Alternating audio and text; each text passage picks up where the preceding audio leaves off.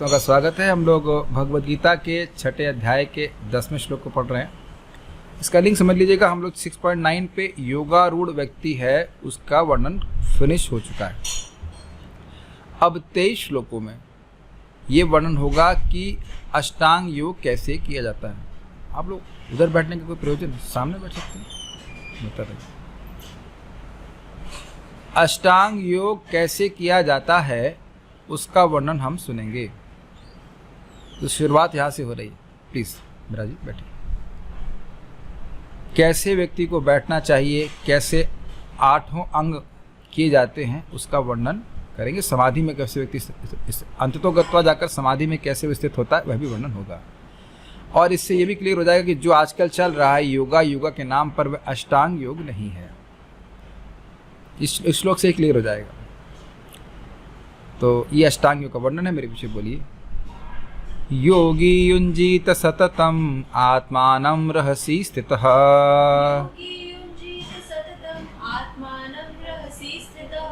एकाकी यत चित्तात्मा निराशीर परिग्रहः।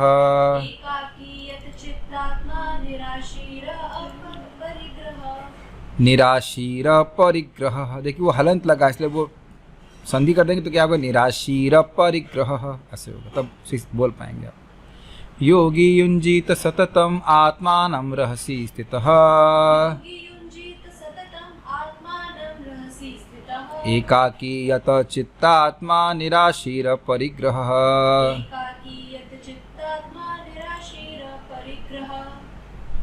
योगी युञ्जीत सततम आत्मानं रहसि स्थितः एकाकी यत चित्तात्मा निराशीर परिग्रहः।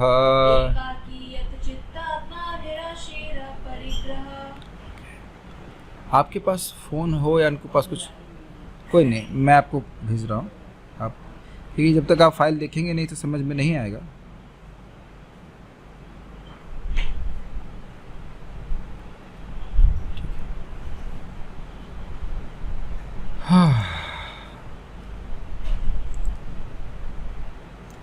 योगी अपना चित्त परमात्मा विष्णु पर ही एकाग्र करने का निरंतर प्रयत्न करे। उसे एकांत में रहकर सावधानी पूर्वक मन को वश में करने का प्रयत्न करना चाहिए। इस प्रकार कामनाओं और संग्रह के भाव से मुक्त हो जाए। हमने देखे योगी मतलब योगी पुरुष, यहाँ पे अर्थ हुआ है योगारूढ़ व्यक्ति। सततम मतलब सर्वदा, सर्वदा का यहाँ पे अर्थ है रोज। 24 घंटे योग का अभ्यास नहीं किया, अष्टांग योग का अभ्यास नहीं किया सकता, तो कह रहे हैं सर्वदा मतलब हर दिन। तो देखिए हम लोग अष्टांग योग का वर्णन सुनेंगे, लेकिन उसकी मैपिंग भक्ति में जरूर करेंगे, नहीं तो इसको पढ़ने का हमारा कोई खास मतलब भी क्या है। हमें अष्टांग योग करना तो है नहीं। अष्टांग योग की कुछ चीज़ें हमारे भक्ति योग में भी लागू होंगी। अगर संस्कृत और उर्दू कहा जाए, मतलब समझ गए आप लागू का मतलब क्या होता है, अप्लाई होंगी। सततम मतलब जब कब करना है, रोज करना है। सततम का 24 आवर्स नहीं हो सकता, वो तो असंभव हो जाएगा। एटलीस्ट साधकों के लिए असंभव हो जाएगा। अब आप बीमार हो गए हैं हम लोग तो एक अलग बात है, लेकिन हम रोज बीमार नहीं होते हैं। तो इस प्रकार सततम का एक और भी अर्थ है, जब तक अब सिद्धि नहीं मिल रही करते जाओ करते जाओ करते जाओ करते जाओ, क्योंकि सिद्धि है। It's not a matter of time, कितने समय से भक्ति कर रहे हो उससे मतलब नहीं। भक्ति की पूर्णता जब तक नहीं मिल जाती करते जाइए करते जाइए, किसी दिन भी गैप का कोई मतलब नहीं है। बहुत इंपॉर्टेंट है। आदराद अनुदिनम, भगवान के नाम में रुचि चाहिए। तो चाहे अच्छा लग रहा हो चाहे बुरा लग रहा हो, भगवान को अच्छा लग रहा है इसलिए रोज करना चाहिए। बहुत इंपॉर्टेंट बात है। सततम रहसि एकाकी स्थितः, हमेशा निर्जन स्थान में अकेले ही रहते हुए। ये अष्टांग योगी के लिए है।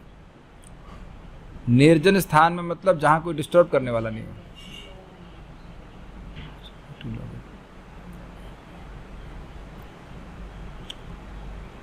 अब आप बताइए कि हम में से कितने लोग ऐसे हैं जो कह सकते हैं कि हम लोग अकेले रह लेंगे।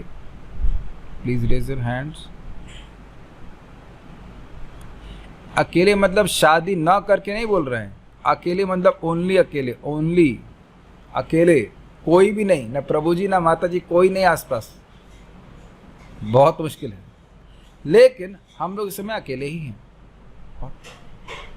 क्योंकि ऐसा यहाँ हमारी संगत में कोई नहीं है जो भोग की इच्छा से बैठा हो। कुछ समझ में आ रहा है? रहस्य और एकाकी का क्या प्रयोजन है? निर्जन स्थान और अकेले रहने का मतलब है कि आपके अष्टांग योग को डिस्टर्ब ना करे। तो यहाँ पे हमारे सामने 3 भक्त लोग बैठे हैं, मैं बैठा हूँ, और तो जूम पे भी बैठे हुए हैं कुछ भक्त लोग। तो आप में से क्लास को डिस्टर्ब कौन कर रहा है? बल्कि आप फोन करके किसी लोगों को बुला रहे थे, और आइए और आइए और आइए, लेकिन डिस्टर्ब करने के लिए नहीं आई, गीता क्लास सुनने के लिए आई। समझ रहे ना मेरी बात? तो हम लोगों का लिए निर्जन स्थान मतलब भक्त स्थान, अभक्तों से रहित स्थान, ये अर्थ। एकाकी बल्कि उल्टा बोल, इसके बिल्कुल अलग है। एकाकी हमारा नहीं पाया बल हरि नाम संकीर्तन, अकेले तो हमारी नाम संकीर्तन कर ही नहीं सकते, बल्कि सम कीर्तन का मतलब भी हुआ बहु भी मिलित्वा कीर्तयति इति संकीर्तन। बहुत सारे लोग मिलकर कीर्तन करते हैं तो संकीर्तन कहा जाता है। तो हम लोग के लिए अगर मैपिंग करते हुए चलें तो हमारा मतलब ये है कि भक्तों के संग से दूर रहे, सॉरी अभक्तों के संग से दूर रहे, अभक्तों के संग से दूर रहे। हरिद्वार जा कर के लोग गंगा नहा करके थोड़ा घूम फिर के आ सकते हैं, लेकिन वहाँ जो सामने जंगल दिखता है, दिखा है ना गंगा जी के सामने, वहाँ जाने के, वहाँ पर जाकर रहने की कौन सामर्थ्य किसी का नहीं हो सकता। हाँ, एटलीस्ट हमारा तो नहीं है, लेकिन ऐसा वर्णन है। तो अब कोई कहे कि हाँ भाई हम कैंप लगा रहे हैं अष्टांग योग का, तो गलत हो गया कि नहीं? जिसमें आपकी डायबिटीज़ ठीक की जाएगी तो ठीक है, वो अगर उसको शरीर ठीक करने के लिए कर रहे हैं तो वो दृष्टि से ठीक है। लेकिन कुछ लोग सोच रहे हैं, स्पेशली प्रभुपाद जी रेफर करेंगे कि अमेरिका में लोग जाते हैं और कहते हैं हम अष्टांग योग सिखा रहे हैं, योग सिखा रहे हैं, और उसके द्वारा वह उनको इंद्रिय तृप्ति में सहायता करते हैं।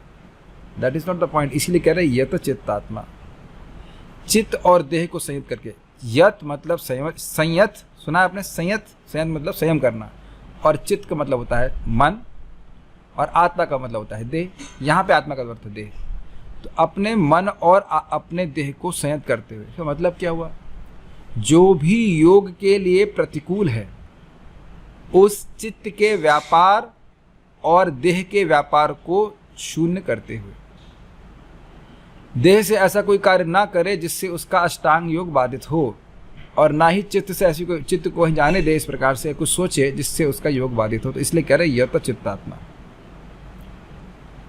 और स्वाभाविक सी बात है कि अकेले रहना इसके लिए ज़रूरी है। क्या आपने कभी अनुभव किया है कि 2 लोग रहते हैं तो कुछ देर तो बात मीठी मीठी होती है, फिर कुछ कड़वी कड़वी बातें होने लगती हैं? लोग बड़े मुस्कुरा करके हाँ हाँ बोल रहे हैं, सब लोग बात मेरी मान रहे हैं।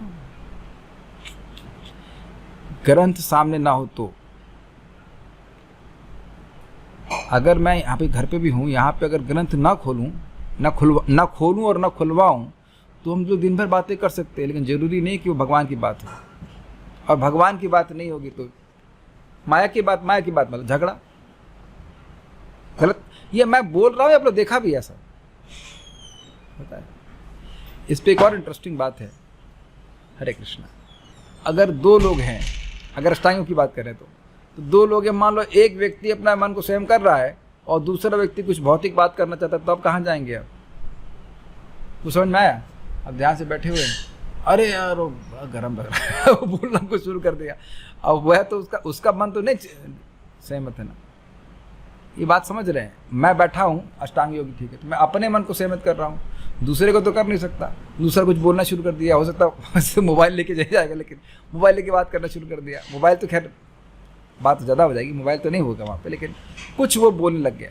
हमने सुना है एक बार हिमालय में ही 2 योगी थे, वो एक गुफा के पीछे झगड़ा करके कोर्ट पे पहुँच गए। सच्ची घटना है कि मेरी गुफा ये तेरी गुफा है, करने गए थे योग, इसलिए कह रहे अकेले रहे।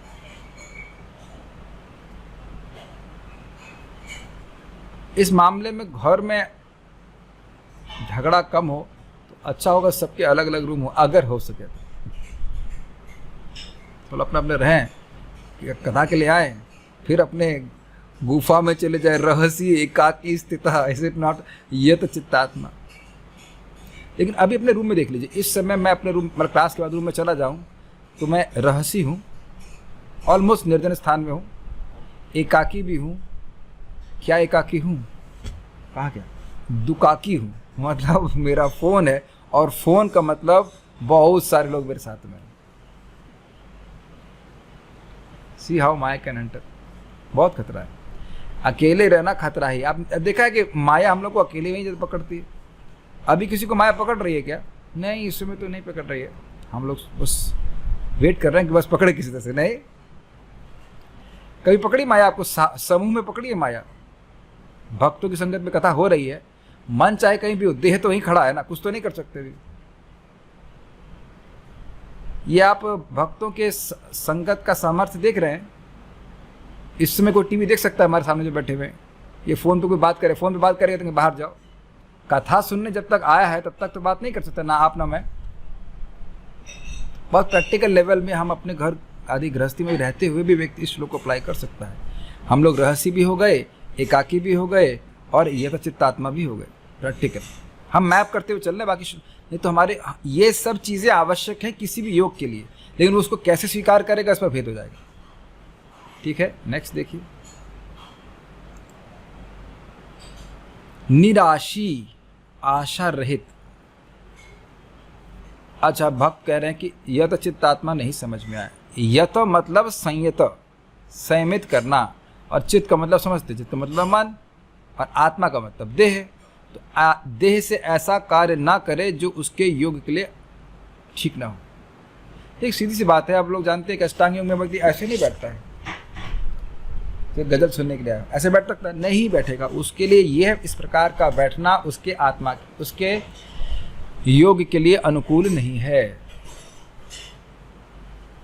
ये श्लोक भले आज पूरा ना हो पाए, लेकिन समझने का प्रयास कीजिए। हमारे शरीर, इवन साधना भक्ति का मतलब है शरीर से और वाणी से कुछ कार्य करना जिसके का प्रभाव हमारे मन पे हो। बहुत गंभीर बातें हैं। अब ऐसा तो नहीं है कि मैं क्लास के पहले टीवी देख रहा हूं और फिर यहाँ पे बोलूंगा यत चित्तात्मा। क्या लोगों का ऐसा अनुभव, मैं साधकों की बात कर रहा हूँ, उनका अनुभव नहीं कि शाम को आपने कुछ इधर कुछ नहीं किया, ना क्लास सुनी ना कुछ किया, उधर कुछ नहीं किया, मतलब कुछ ना कुछ तो किया, वो माया के संबंध में था, तो अगले दिन का सुबह जगह जब डिस्टर्ब हो जाता है। अब हमें तो आज बहुत बढ़िया माला हुआ, क्यों? कल शाम को क्लास हुआ, जबकि 11 बजे सोया था मैं, और ये जनरली मैं दिन में रेस्ट कर लेता हूँ, तो मुझे 11 बजे तक जगने में कोई दिक्कत नहीं होती है। कल इतने उत्साहित थे, फिर 11 बजे आता है, अरे आज तो दिन में नहीं सोया, या थोड़ा सा कल, हाँ एक आधा घंटा सो गया, आधा घंटा सोएगा तो मुझे पता नहीं, लेकिन आज सुबह बिल्कुल फ्रेश उठे थे और देखा था कि पूरा उठते ही मैं चार्ज था। ये मैं इसलिए बोल रहा हूँ, मैं अपनी बात नहीं कर रहा हूँ, सभी भक्त लोग आप देखेंगे शाम को अगर हम भगवान की कथा में रहते हैं, कृष्ण भावना में सोते हैं, भक्ति कार्य करते हुए सोते हैं, तो अगले दिन हम भक्ति में उठते हैं। Is it okay? तो हम जो कार्य कर रहे हैं इस समय अपनी देह से तो कर रहे हैं ना, ये हमारे भक्तियों के लिए अच्छा है कि नहीं? आपने संयत नहीं किया हुआ, बताइए। हम व्हाट्सएप चेक करने लग जाएं, बाहर जो भाग जाएं, तो हमारा देह तो संयत नहीं रहेगा। तो मन और आत्मा को संयमित किया हुआ इस समय। क्या अगर अपना मन नहीं लगाएंगे तो समझ में नहीं आएगा। जैसे अभी ये भक्त हैं जिन्होंने प्रश्न किया कि संयत आत्मा नहीं समझ में आ रहा है, इसका मतलब है कि सुना कि मैं क्या बोल रहा हूं।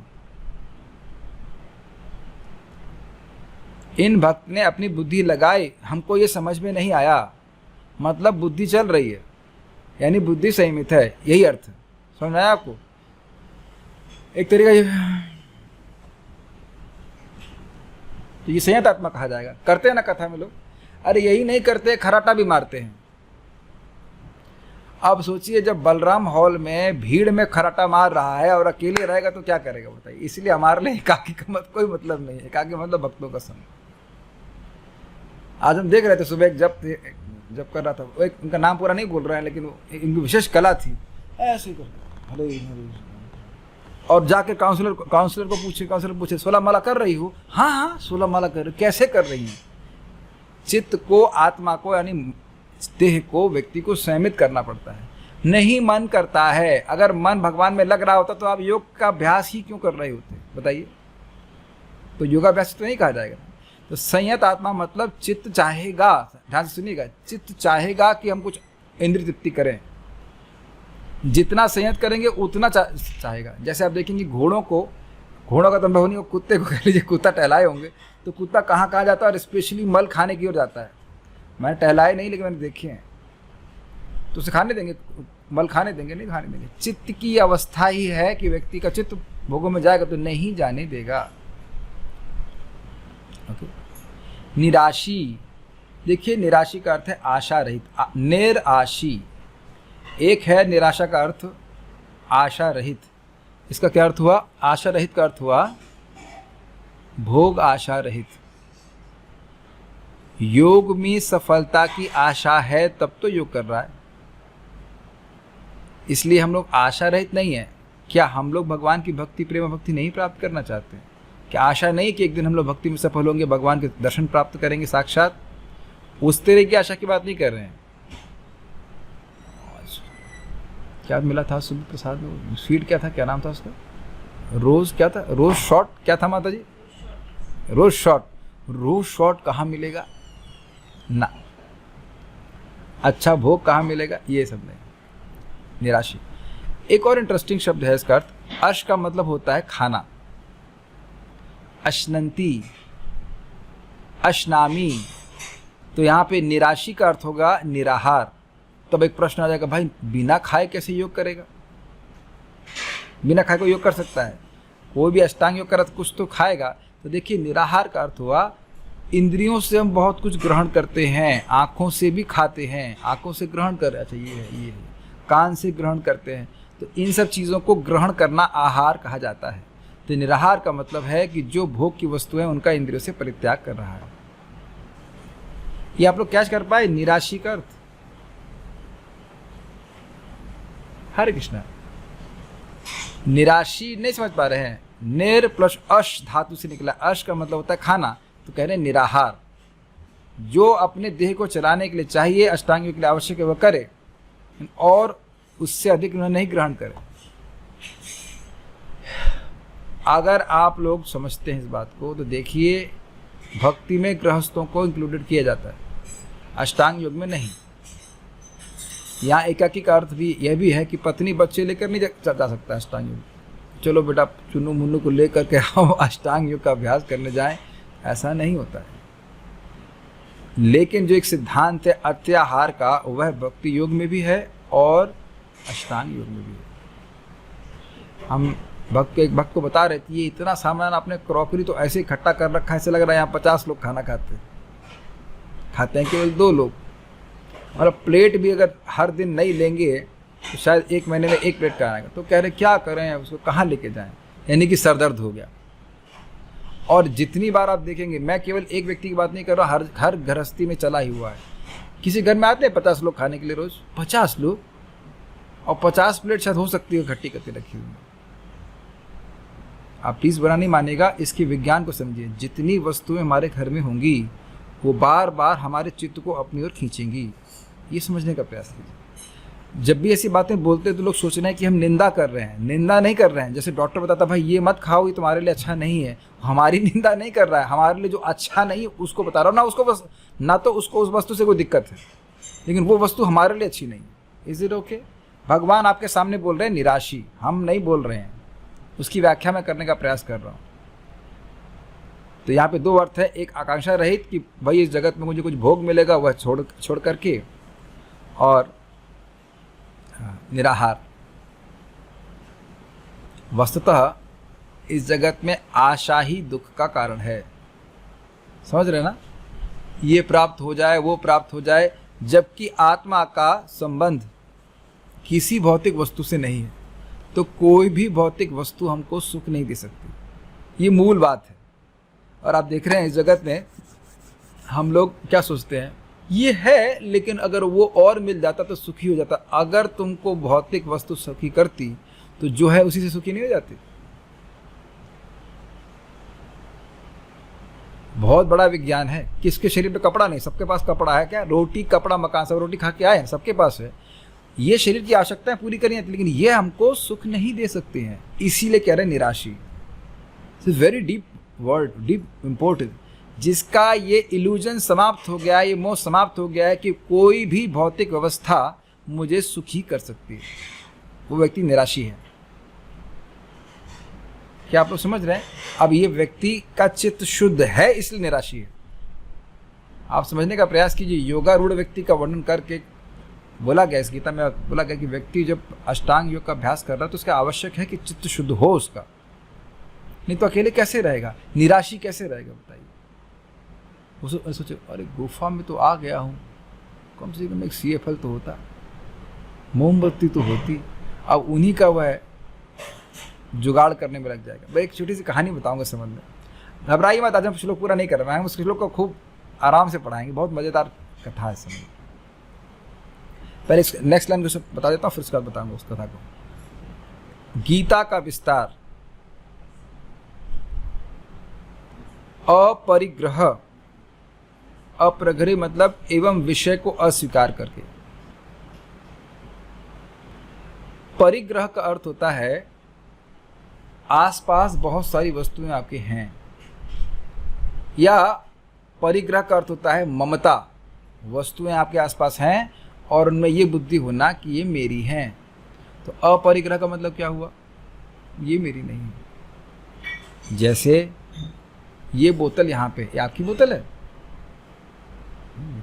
आपकी बोतल है, आपकी बोतल नहीं है, और मैं क्या बोल रहा हूँ, ये मेरी बोतल है, जो कि है मेरी, है नहीं मेरी, मेरी ममता है इसमें। अगर ये सामने जो बोतल है, जूम के वक्त भैया आप लोग की बोतल है क्या, भूल गए आप दिल्ली में ना। तो अगर ये चोरी होती है तो यू कांट केयर लेस, आपको फर्क नहीं पड़ता। अग्री।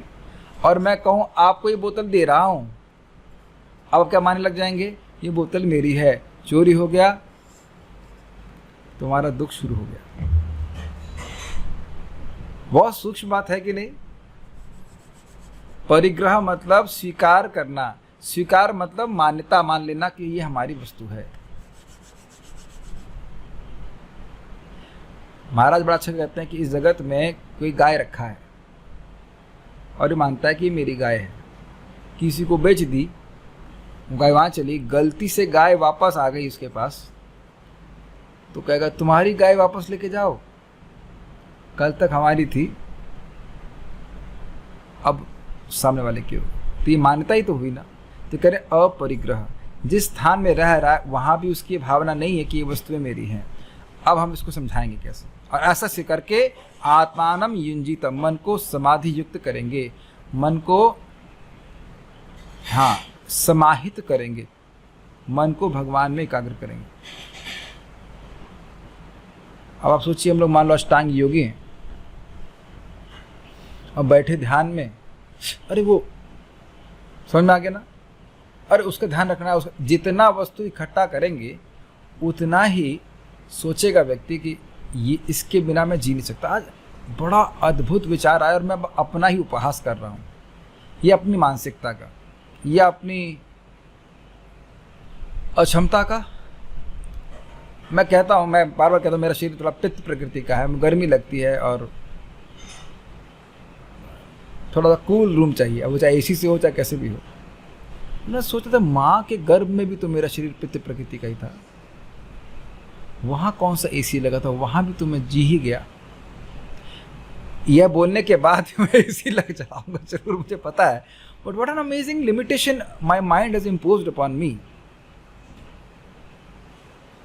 और मुझे वो भी दिन याद है जब हमारे जब माँ के गर्भ के बाहर थे 1999 में 10वीं पढ़ रहे थे, तो इन्वर्टर भी नहीं था, पंखा चला चला कर जी लेते थे। अब हम सभी की स्थिति ये हो गई, हम सभी की स्थिति ये हो गई कि भाई ये सुविधा नहीं मिलेगी तो हम जिएंगे कैसे, सोच रहे हैं कि नहीं।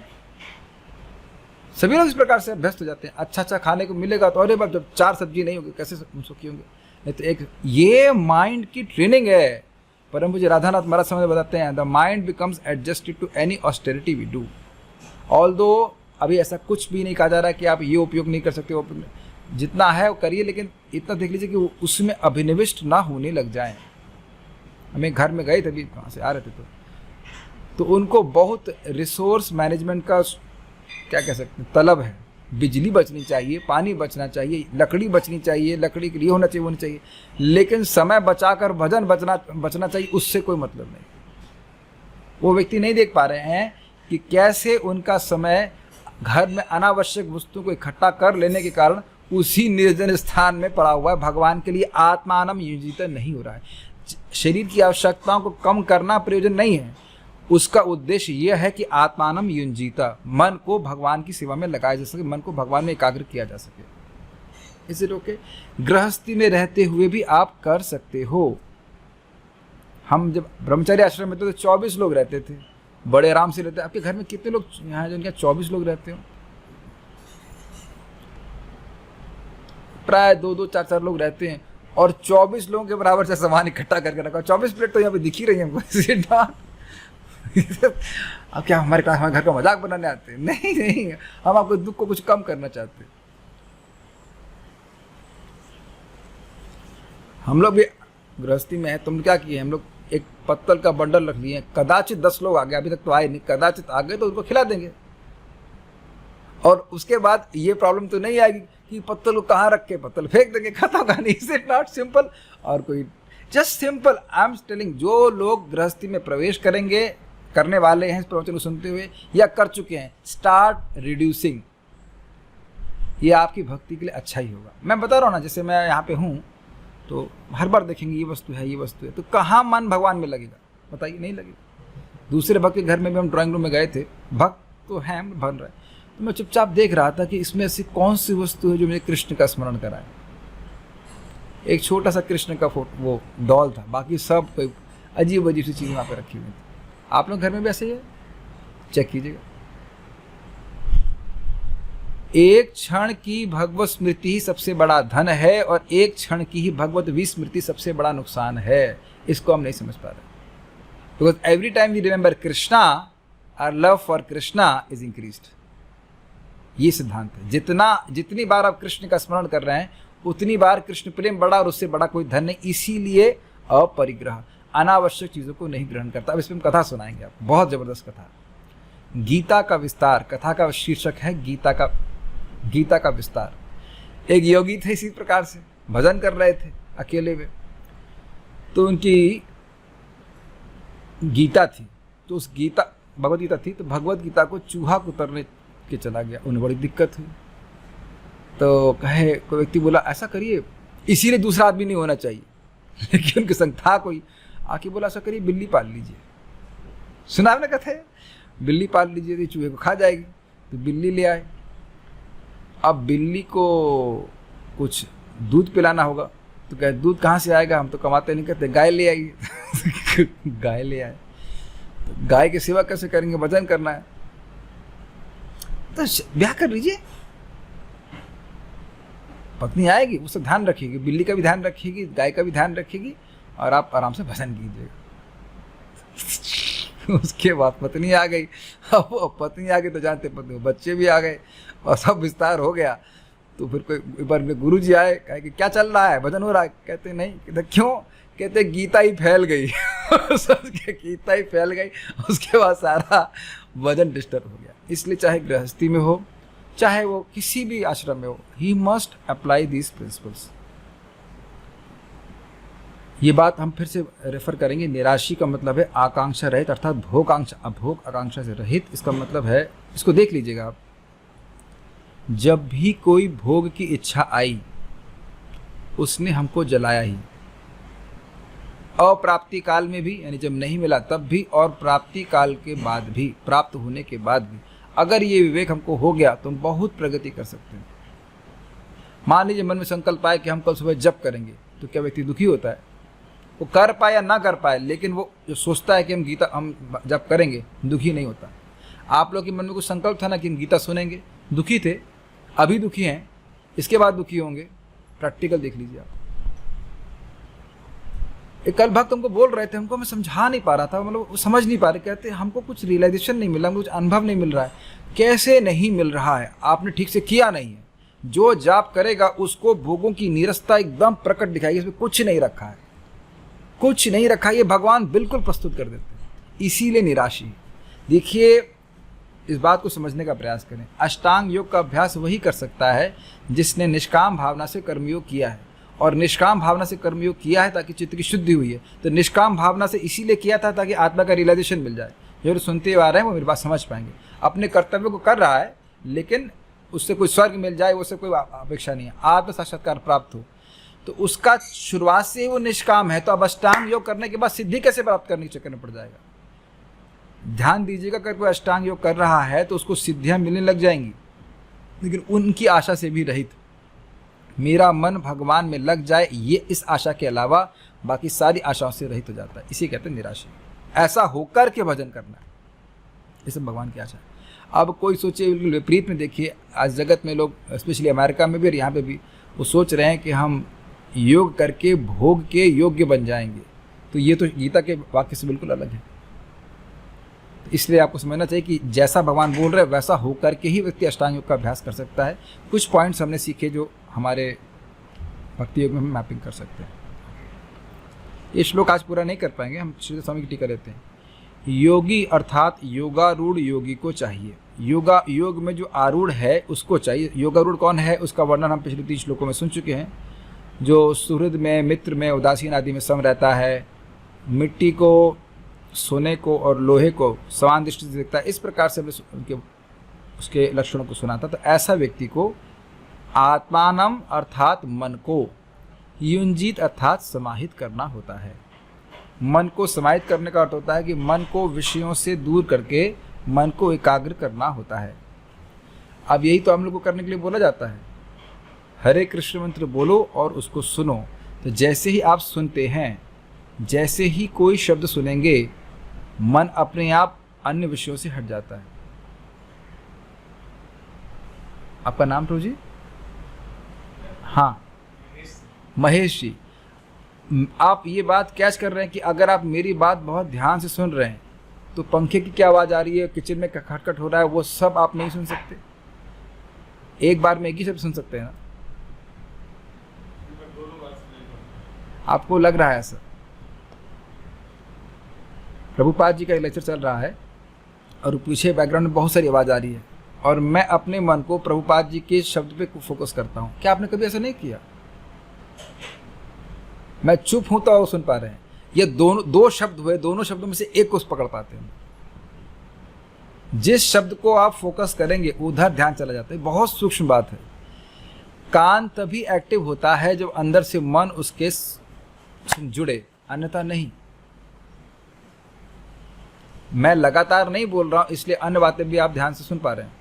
फैन की आवाज़ या पीछे जो पानी की आवाज़ चल रही है, इत्यादि इत्यादि। बहुत सूक्ष्म। जैसे आप देखिए, कार चलाता है व्यक्ति, अगर वो स्पीड में चला रहा होता तो लेफ्ट राइट में क्या दिखाई, ये तो आप समझते होंगे, कार आप चलाना जानते हैं। जब कार स्पीड में चलती है तो लेफ्ट राइट नहीं देख सकते।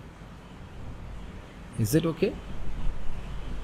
और इस रूम में भी आप हैं, लेकिन सारी वस्तुओं को नहीं देख रहे हैं। ये देख रहे हैं मन की फोकस करने की क्षमता। अगर आपने कभी ऐसा देखा हो कि नहीं देखा हो, कभी देखा हम लोग की आंखें ऐसी हो जाती हैं, एकदम कुछ सोच रहे होते हैं और सामने से कोई व्यक्ति निकल जाता, हमको ध्यान नहीं रहता। ये तो बहुत बार हुआ होगा। गीता क्लास में हम नहीं देखते हैं, भागवत क्लास में मैं कल क्लास दे रहा था तो मुझे लग रहा है कि सब लोग मेरी बात समझ रहे हैं। समझेंगे तो बाद में, पहले सुने तो सही। कल क्लास में अपना अनुभव नहीं किया था, मैं कुछ बोल रहा हूँ, आपके कुछ मन में कुछ और स्मरण होने लग गया, तो मैं क्या बोल रहा हूँ और कितनी जोर से बोल रहा हूँ उससे कोई फर्क नहीं पड़ता, व्यक्ति को सुनाई नहीं पड़ता। Hearing will only work if you want it to work. श्रवण आप और मैं तभी कर पाएंगे जब हम उसको करना चाहते हैं। वॉइस तो मैटर करता ही है। मैं एक एग्जाम्पल दे रहा हूँ, हम नाम ले रहे हैं, केशव सखा प्रभु, पता नहीं है कि नहीं आपने, हमारे पास आए थे प्रसाद के लिए। तो उनका एक्सपर्टाइज है कुछ पैसे वैसे में, तो अपनी प्रॉपर्टी के बारे में बता रहे थे। ये प्रॉपर्टी का ये था, उसको इधर से उसको बेचा, और मैं प्रसाद ले रहा हूँ। मैंने कहा प्रभु जी आप बोल रहे हैं, मुझे कुछ सुनाई नहीं पड़ रहा है, और प्रभु जी उत्साह में बोले जा रहे हैं। मैं उसको, ये मेरी प्रॉपर्टी ये थी, उसको मैंने उसको बेचा, उसने इसका इतना परसेंटेज लिया, और मुझे इतना तो समझ में आ गया कि वो बहुत जोर से बोले, लेकिन वो क्या बोले हमें कुछ समझ में नहीं आ रहा था। मेरा माइंड उसको पकड़ ही नहीं रहा था, बिल्कुल नहीं पकड़ रहा था। मैं तब एक्सपीरियंस कर रहा था, जब मैं गीता बोल रहा हूँ, कोई मान लो पहली बार सुन रहा हूँ तो उससे आवाज़ तो आ रही कि हाँ कुछ आवाज़ हो रही है, लेकिन क्या बोला जा रहा है नहीं समझ में आ रहा है। Very difficult. ये बहुत सूक्ष्म है। ये चलिए एकदम समझ आएगा। मंदिर आप कभी गए हो, अनाउंसमेंट होता है आज ये व्यक्ति क्लास देंगे, उस समय आप किसी और से बात कर रहे हो या कोई मन और हो, तो उससे पूछ लो आज कौन क्लास देगा, ओ हम सुने नहीं, अरे माइक पे अनाउंसमेंट की जा रहा तुम सुने नहीं, क्यों आना नहीं दे प्रभु? ऐसा होता है कि नहीं कभी कभी? वापस आए, अब दिख रहे हैं, अच्छा है, वेलकम बैक। ये प्रैक्टिकल है। तो मन को समाहित करना होता है, अर्थात जो विषय बाहर चल रहे हैं उससे काट करके मन को भगवान में लगाना होता है। ये हाँ, ये प्रश्न होगा कि समाहित किस में करें, तो भगवान में लगा हुआ, प्रभुपाद ने पहले ही बता दिया। इसको हम नेग्लेक्ट नहीं कर सकते हैं। अच्छा एक चीज़ बताइए, आप लोग जूम पे हैंड रेस करना, ईमेल्स या कुछ व्हाट्सएप चेक करते हुए जब करने का अभ्यास सबको है ना? ओह अच्छा, ये लोग कभी करते नहीं, सही, ये गलती खाली मैं ही किया हूँ नहीं, वो है। और कभी आप देखिए कि आप एकदम बढ़िया से बैठ करके सुबह उठ करके नाम जप करते हैं, कभी कभी ठाकुर जी कृपा हो जाती है, कभी कभी हैट्रिक लग जाती है ना, 3-4 दिन ऐसे हो जाते हैं, वाओ हम तो सफल योगी हो गए, what an experience, what an experience, is it not? कभी कभी मन लगता है, कभी कभी कीर्तन इतना प्यारा लगता है कि कुछ किसी से बात मत करो, बस कथा चलती रहे, कीर्तन होता रहे, बस कुछ नहीं। तो मन जब भगवान में समाहित करते हैं तो मन को सुख मिलता है। भगवान हमको पनिशमेंट नहीं दे रहे हैं, भगवान हमको बहुत अच्छी बात बता रहे हैं, मन को समाहित करो। समाहित करो मतलब एकाग्र करो, ठीक है? अच्छा कब करें? मंडे ट्यूसडे वेडनेसडे या रोज? कल ही, क्या नाम है उसका, आपके लड़के का नाम भूल गया मैं, बच्चे का नाम क्या है? अक्षत प्रभु बता रहे थे। पहले पहले हम regularly once in a week जाते थे क्लास सुनने, regularly once in a week, फिर भी उससे वैसे भक्ति करते थे, विचित्र वीर प्रभु की क्लास में जाते थे। अब कोई कारण से नहीं जा रहे हैं, बट यहाँ क्या लिखा है? सततम। अब एक भक्त है, हमारे मित्र हैं, अमित भाई मेरे मित्र हो इसलिए मैं बोल रहा हूँ, बोले जब समय मिलेगा प्रभु जी तब गीता क्लास में आ जाएंगे। और देखो क्या लिखा है यहाँ पे, सततम। हम तो अब किसी कुछ नहीं बोलते, ठीक है भैया जब आपकी इच्छा तो आ जाइए, हमें कोई आपत्ति नहीं है, लेकिन भाई हमारी क्लास में आओ या आप घर में पढ़ो, लेकिन गीता रोज पढ़ो, ये मेरी प्रार्थना है, ये मेरी प्रार्थना है। क्योंकि भगवान ऐसा बोले, सामने लिखा है आपके, सततम अर्थात निरंतर, 24 घंटे से अधिक अंतर नहीं होना चाहिए। प्लीज़ मेरी बात को समझिए। कल मैं उससे बहुत देर तक बात कर रहा था तो मैं देख रहा था, क्योंकि वह रोज नहीं सुनते, कहते हमसे वो जूम पे नहीं सुना जाता, आप सामने आ जाते तो हम सुन लेते हैं। हमने कहा तो WFH होता है ना आपका? हमने कहा हाँ होता है, मैं फंसाता हूँ इसी प्रकार से लोगों को। तो हमने कहा बॉस सामने होता है, बॉस तो सामने नहीं होता है, तुम महत्वपूर्ण मानते हो इसलिए कर लेते हो, गीता को महत्वपूर्ण नहीं मानते इसलिए नहीं करते। इसीलिए निरंतर का मतलब समझना है, obviously it not be 24 hours, लेकिन रोज हो, 24 घंटे से अधिक गैप नहीं होना चाहिए, 24 घंटे से गैप नहीं होना चाहिए। 24 घंटे से अधिक गैप करते हैं खाने का, आप समझ लीजिए कि अब 48 घंटे या हाँ हम हफ्ते में एक बार खाते हैं, वाओ कितना पोषण मिलेगा आप बताइए। निरंतर, ये इस समय हम लोग को ये पनिशमेंट इसलिए लगता है क्योंकि साधना कर रहे हैं, साधना कर रहे हैं कह लीजिए शुरुआत में है, नहीं तो इतना मजा आता है। कौन कह देगा जो साधना रोज करता है उसे जब छोड़ने का मन करता सुबह? Who would like to miss morning program, है ना, such a wonderful chanting session. शुरुआत में मेहनत कर ले तो मजा आ जाता है, रोज दिन हर दिन व्यक्ति उत्साहित रहता है कि हम भक्तों से बैठ के जब करेंगे, है कि नहीं? सततम निरंतर। रहसी, रहसी का अर्थ है एकांत में स्थित होते हुए, और एकाकी अर्थात संग शून्य रहे। इसका क्या मतलब? ये बहुत मजेदार है, आगे आचार्य ने बताया इसका मतलब क्या है। जैसे मैं और एक और योगी गए, चलो भैया हम अष्टांग योग करेंगे, नहीं, दूसरा नहीं। एकाकी का मतलब है दूसरा बंदा है ही नहीं, अकेले आपको ही अष्टांग योग करना है, हमको ही करना है। डर नहीं लगेगा? हाँ तो डर लगेगा तो मत करो, कौन जाने के लिए बोल रहा है? दो लोग होने से भी संग हो जाता है ना, कहते हैं ना वो है भी रहित, उससे भी रहित। यत अर्थात संयत चित्त एवं आत्मा अर्थात देह वाला होए। इसका क्या मतलब है? इसका मतलब है कि चित्त से ऐसा कोई कार्य न करे, मन से, जिससे उसका योग नष्ट हो, चित्त को समाहित करके रखे। और देह का मतलब ये हो गया, देह से ऐसा कोई कार्य ना करे जिससे उसका योग नष्ट हो। अब इसका क्या मतलब, इससे क्या? अच्छा प्रभु जी बताइए, हम 16 वाला कर ली ना, अब 2-4 शॉर्ट देख लेंगे तो क्या दिक्कत है? ए भाई इन्हें कैसे मालूम है सब कुछ? अब थोड़ा यूट्यूब पे वो थोड़ा सा सीरियल देख ले तो क्या दिक्कत है? कुछ भी देख लीजिए जो भगवान से इतर है, देख लें क्या दिक्कत? थोड़ा सा देख लेना, ज़्यादा तो नहीं। लेकिन समझने का प्रयास कीजिए, वही चीज़ फिर जप में आएगी। कई बार बताया, हम सुन चुके हैं, अदृष्टात अश्रुतात् भावात ना भाव उपजायते। जो चीज़ नहीं देखी है, ना कभी सुनी है, वह कभी चित्त में नहीं आएगी। ये विज्ञान है किसी के लिए भी।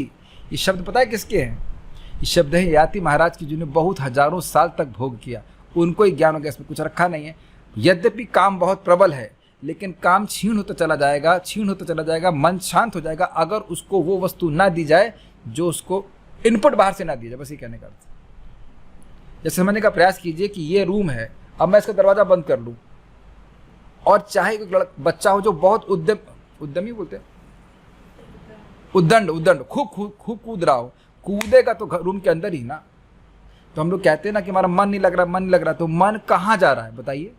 मन भगवान में नहीं लग रहा है तो भगवान यहाँ है, तो मन कहीं और जा रहा है। कहाँ जा रहा है? जिन वस्तुओं को आपने देखा है, सुना है, ये बात है। तो इसलिए चित्त और आत्मा यानी देह को संयमित करने का मतलब इंद्रियों को संयमित करे, इंद्रियों को वहां नहीं जाने दे जिसका संबंध योग से नहीं है। ये बहुत बहुत बहुत बहुत महत्वपूर्ण है, नहीं तो फिर मन को संयमित करना बहुत मुश्किल हो जाएगा। निराशी अर्थात आकांक्षा रहित अथवा निराहार। ये आप फिर से मैं समझा रहा हूं, देखिए। निर प्लस आशी, तो अगर इसको ऐसे तोड़े जाएंगे तो निराशा वाला, जो डिप्रेस है नहीं। आशा का मतलब होता है होप। तो क्या ये होपलेस है? होपलेस किस अर्थ में बताइए? हमको कहीं कोई भोग मिल जाएगा इस जगत में, देखते ना, वहाँ चाउमीन अच्छा मिलता है, वहाँ पे गोलगप्पे। हमको याद है हम लोग जब लखनऊ में थे, जब पढ़ाई कोचिंग कर रहे थे, इधर कहाँ, अब तो भूल गए स्थान में, कहाँ पे, उधर निशादगंज की तरफ कहीं, तो पता नहीं कहीं था, बहुत बढ़िया गोलगप्पे मिलते। तो 14 किलोमीटर बाइक से लोग जा रहे हैं गोलगप्पे खाने के लिए। या यहाँ पे भी दिल्ली में हमने सुना वो छोले भटूरे खाने के लिए लोग कहाँ कहाँ लाइन में लग के खाते हैं। आशा है ना कि खा करके मैं सुखी हो जाऊँगा, यानी कि भावना है मन में कि कोई भौतिक भोग मुझे सुखी कर देगा। तो इस बात से निराशी, कोई आकांक्षा नहीं है, केवल होप, आशा यही है कि मैं योग करके सिद्ध होकर के भगवान की भक्ति को प्राप्त करके आगे बढ़ जाऊँगा। अथवा निराहार, अब इसको ऐसे तोड़िए, निर प्लस अश का मतलब बताया था मैंने, क्या? खाना, ग्रहण करना। तो निराहार का मतलब है कि जो उसके योग के लिए आवश्यक नहीं है उसको वो ग्रहण नहीं करेगा। खाएगा नहीं, ऐसा नहीं बोला जा सकता कि बिना खाए, क्योंकि आगे गीता में इसी श्लोकों में, इसी श्लोक क्रम में भगवान बोलेंगे कि जो युक्ताहार विहारस्य, जो आहार के संबंध में युक्त है, मॉडरेट है खाने के संबंध में, वह योग कर सकता है। और लास्ट है अपरिग्रह अर्थात परिग्रह शून्य। परिग्रह मतलब ममता शून्य। देखिए इसको प्रॉपर समझाएंगे। इस बोतल का, अगर भक्तों की बात करें, इस बोतल का, ये अन्य वस्तुओं का उपयोग करने में कोई दिक्कत नहीं है, लेकिन ममता होना खतरनाक है। आप लोग घबराइएगा मत, हम आज बस यहीं पे रुकेंगे, इसको डाइजेस्ट कीजिएगा, कल फिर हम शुरू करेंगे आगे श्रीपद रामानुजाचार्य की टीका। इसका उपयोग करने में कोई दिक्कत नहीं है, लेकिन अगर ममता हो जाएगी इस बोतल से तो ये मेरा उपयोग करने लगेगी। जनरली गृहस्थी में ही भावना होती है। हम भी सो कॉल्ड गृहस्थी आश्रम में है, हमारा इतना आइडेंटिफिकेशन नहीं है, लेकिन ये देखा जाता है। हमारे हंसी आ रही है, एक हम रिश्तेदार के घर गए थे, तो जब मैं स्टूडेंट था 2003 में, या और उससे पहले, क्या, जो लकड़ी का वो आर्टिफैक्ट कहते हैं, क्या कहते हैं उसको, जो सजाने लगाते हैं, जो दीवार में लगाने वाला वस्तु 20-21 साल नहीं, 2003, हाँ 2023, 20 साल और उससे पहले था उनके घर में, वो आज भी विद्यमान है। और इस बीच में बहुत सारे ट्रांसफ़र हुए हैं। मुझे तो बहुत आश्चर्य हुआ, यहाँ तक कि मिट्टी का पॉट भी जो मेरी दीदी बनाकर उनको दी थी कहीं, वो भी रखा है, वो भी साथ साथ चल रहा है। आनंद लीला प्रभु, हमारे तो बहुत सारे बंधन टूट गए ना, हम तो उसको लेके इधर। I am not telling us to be irresponsible, but what value that pot is to us for yoga. अपने घर में, चलो आप अपने घर में ही रह के भक्ति करना है ना, तो किसी के घर में आप देख लीजिए, हम और निंदा नहीं करना चाहते, लेकिन अपने घर में देखिए कि जो वस्तु हमने डेकोरेशन की भी रखी है, क्या वो हमारा ध्यान भगवान से नहीं खींच रही है? क्या उनको देख के भगवान की स्मृति हो रही है? यहाँ देखा, हाँ राधा कृष्ण का फोटो है, ठीक है, लेकिन इधर तो ये, और अपने, मैं यहाँ की बात नहीं कर रहा हूँ, सब घरों में। तो कुछ धीरे धीरे बाहर निकालने का प्रयास कीजिए। बांधते हैं हम लोग, बोलते हैं कि निकालेंगे, लेकिन जीवन भर नहीं निकालते, क्योंकि मन में वो स्थान बना लिए। गलत तो नहीं, काटिए इस बात को, मन में स्थान बना लिया ना, ये इस वस्तु को हम कैसे त्यागेंगे? अगर मन में स्थान नहीं है तो झाड़ू तो मारते हैं रोज, बताइए क्या क्या गंदगी भी रखते हैं बताइए रूम में? क्या मानते हैं ये मट्टी मेरी है? मट्टी को बाहर निकाल दी है क्योंकि मट्टी मन में नहीं है, वस्तुएं रखी हैं क्योंकि वो मन में आ सकती है। इनको, इनका महत्व है, प्लीज बुरा मत मानिएगा। आपके सामने जो है मैं वो बोल रहा हूँ, अपरिग्रह, भगवान बोल रहे हैं। जी हाँ, और भगवान का नाम नहीं छूट रही ना, इसका सोल्यूशन हम बता दे रहे हैं, सब लोग जानते हैं। तव विक्रीडितम कृष्णा निर्णाम परम मंगलम कर्ण पीयूषमास्वाद्य तजंती अन्य स्पृहाम जुना। हे कृष्ण, उद्धव जी कह रहे हैं भगवान कृष्ण को, हे कृष्ण आपकी लीला इतनी अद्भुत है कि जो व्यक्ति इनको कान के द्वारा आस्वादन करता है वो सारी इच्छाओं को त्याग देता है, निराशी हो जाता है, उसे कुछ नहीं चाहिए जगत में। क्या चाहिए? कथा मिल जाए। कथा की इतनी मादकता है कि वो इतना आकर्षण है कि बाकी सब चीज सबके प्रति इंडिफरेंट कर देता है, सबके प्रति इंडिफरेंट कर देता है। हम सामने बैठी हैं, हमारी पत्नी है, तो उनको हम बोल रहे थे, देखो हम लोग आश्रम में ट्रेनिंग प्राप्त किए कि 3 धोती कुर्ता में मैक्स 4, उसको तुम काट सकते हो, और ये देख रहे हैं कि 4 से अधिक है ही नहीं। मेरा तो सब भाग्य है कि जब मैं 5वां लाता हूँ तो एक फट जाता है। हमारा सीक्वेंस है कि हम हर बार ट्राई किए, जैसा 5वां लाऊंगा भगवान क्या तू 5 पहनेगा, तेरी इतनी कहा तू 5 पहनेगा ना, वो एक फट जाएगा, बिल्कुल फट ही जाएगा, उसको नहीं पहन सकते। हमने कहा ठीक है लाएंगे नहीं 5, 4 ही रखेंगे। तो इनको संदेह हुआ कि 3 में कैसे डालेंगे, बाढ़ आ गई, 3 कपड़ा लेकर के पहुंच गए जहाँ पे दूसरे स्थान पे। कहते हाँ रह सकते हैं, रह सकते हैं। आपको दुखी लग रही है? नहीं, या मैं दुखी लग रहा हूं? Very good. जितना ये प्रैक्टिकल देख लीजिए, चाहे गृहस्थी हो चाहे ब्रह्मचारी। अब बताए मैं भक्तों को बोलता हूँ, ये फायदा हुआ मेरे ब्रह्मचारी आश्रम की ट्रेनिंग का कि कभी मन में नहीं आता है कि 25 धोती कुर्ता रख दें। लोग यद्यपि धोती कुर्ता के लिए डोनेशन देते हैं, आप ले लेना, हम लेते हुए नहीं, जब फटेगा तब लेंगे ना, जब फटेगा तब लेंगे। इतना मजेदार है, बहुत जीवन आसान चल जाएगा। मैं भक्तों को बता रहा हूँ, हम लोग जबरदस्ती इकट्ठा करने में गोबरेला की तरह लगे हुए। भगवान का भजन छूटता है, वस्तुएं कम रखें। गोबरेला जानते हैं ना, गोबरेला, हाँ, वस्तुओं को कम रखेंगे, खुश रहेंगे। इट डज नॉट मैटर, बल्कि मैं इस मामले में अपना गुणगान नहीं कर रहा, आदर्श तो नहीं कह सकता, कुछ मामले में स्टैंडर्ड प्रस्तुत कर रहा हूँ कि जो आवश्यक है, फिर चाहिए होता है खाना वाना बनाने के लिए, वो तो रखा है, लेकिन अभी भी बेड नहीं रखा है।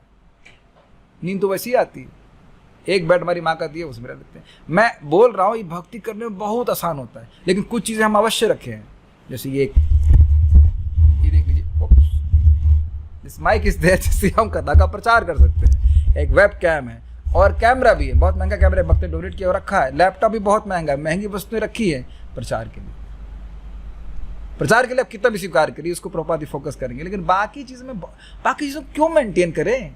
उसके बाद उसको मेंटेन करने के लिए फिर मेहरी रखिए, फिर मेहरी को मेंटेन कीजिए, तो हो गया ना आपका, भर हो गई ना आपका समाहित चित्त। विचार कर लीजिएगा। तो काफ़ी सारी चीज़ें हमारे अपनी भक्ति में ग्रहण करने के लिए है, आप विचार कीजिएगा। कभी कभी या कोई भी इस प्रवचन को सुनेगा तो हो सकता है कि वो सोचे कि मैं निंदा कर रहा हूँ। मैं निंदा नहीं कर रहा हूँ, केवल विवेक देने का प्रयास कर रहा हूँ। एक बात बोल के मैं रुकूंगा। श्रील भक्ति सिद्धांत ठाकुर जी का बड़ा सुंदर स्टेटमेंट है, हमारा जीवन बहुत छोटा है। जो भी जीवन, पहली बात तो पता नहीं कितना बचा है, और जितना बचा भी है अगर चला भी तो बहुत छोटा है। तो हमारा जीवन भगवान की कीर्ति गा कर के ही समाप्त हो, ये हमारी सफलता है। जप कर लें, गीता भागवत पढ़ लें, पढ़ा लें, इसी में हमारी सफलता है। बाकी जो कुछ भी हम भौतिक इकट्ठा कर रहे हैं उसकी कोई वैल्यू नहीं है। इसको व्यक्तिगत रूप से हम स्वीकार कर लेंगे तो हम बहुत सुखी रहेंगे, या फिर जो कुछ भी स्वीकार करें भगवान की सेवा के लिए। जैसे यही यहाँ पे सामने एक शोरूम है, शोरूम मीन्स क्या कहेंगे, शोरूम, शोकेस है।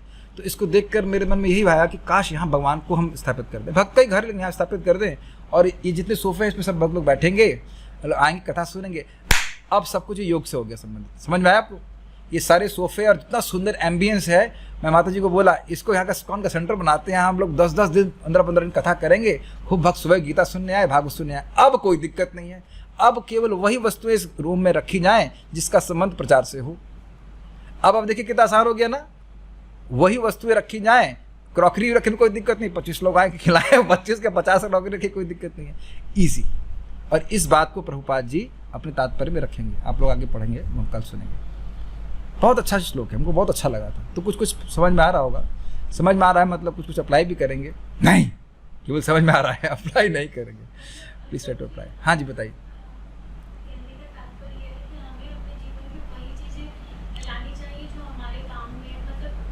हमको वस्तुएं वही ग्रहण करनी चाहिए जो भगवान की सेवा के लिए आवश्यक हो, ये अर्थ है। ये ना सिर्फ भगवान यहाँ कह रहे हैं, 5वें स्कंद में भी भगवान बोलेंगे। गृहस्थी है तो अब ऐसा तो नहीं कि धन नहीं कमाना पड़ेगा, लेकिन वस्तुएं उतनी ही स्वीकार करें जितना कि इसके लिए आवश्यक है, ये बात है। और देखिए ऐसा आप करेंगे तो दूसरों की सहायता के लिए बहुत धन बच जाएगा, और प्रचार के लिए भी। अजन्मा कृष्ण प्रभु हैं, आपके गुरु भाई है ना, मैंने सुना उनके बारे में पुराना रिकॉर्ड है कि 1,20,000 कमाते थे, 20,000 में रहते थे, 1 लाख प्रचार में लगा देते थे। और एक बात अब बहुत ज़बरदस्त सीखी है, बहुत मज़ेदार बात, अपरिग्रह पे।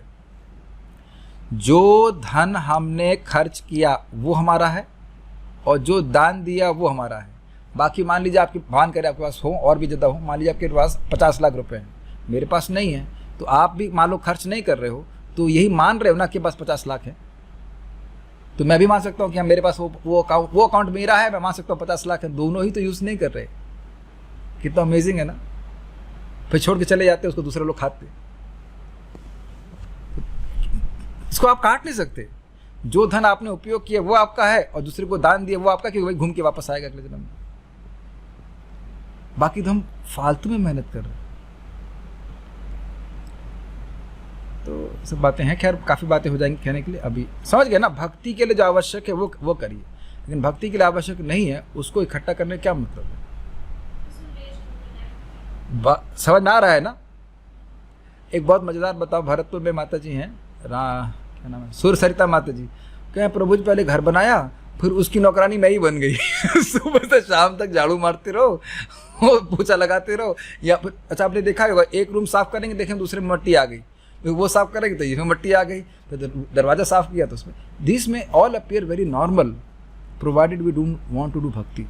ये बहुत नॉर्मल लगता है अगर हम भक्ति नहीं करना चाहते। अगर आप भक्ति करेंगे तो आप चाहेंगे कि आपकी स्पीड तेज हो, सिंपल जीवन जिएं और भगवान की भक्ति में आगे बढ़ें। ये केवल अगर होगा तो 2 चीज़ों की वजह से, एक भगवान की कथा के द्वारा, और दूसरा भगवान के नाम के द्वारा। अगर नाम गंभीरता से करेंगे तो नाम की मादकता ऐसा है कि सब कुछ छुड़वा देगा।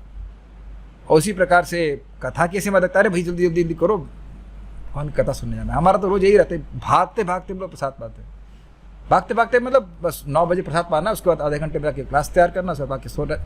You can not have a full like 12 course food और something like that. Simple rice दाल सब्जी चपाती बना लिया, खा के निकल गया। Unless we have high thinking we can not have simple living, ऐसा समझ लीजिए।